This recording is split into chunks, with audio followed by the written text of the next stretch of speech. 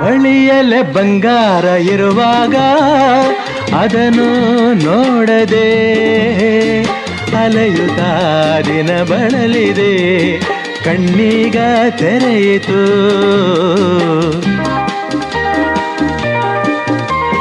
ಬಯಸಿದ ಸೌಭಾಗ್ಯ ಕೈ ಸೇರಿ ಹರುಷ ಮೂಡಿತು, ಒಲವಿನ ಲತೆ ಚಿಗುರಿತು, ಕನಸಿನ್ನು ಮುಗಿಯಿತು. ಇನ್ನೆಂದು ನಿನ್ನನ್ನು ಚೆಲುವೆ ಬಿಡಲಾರೆನಾ.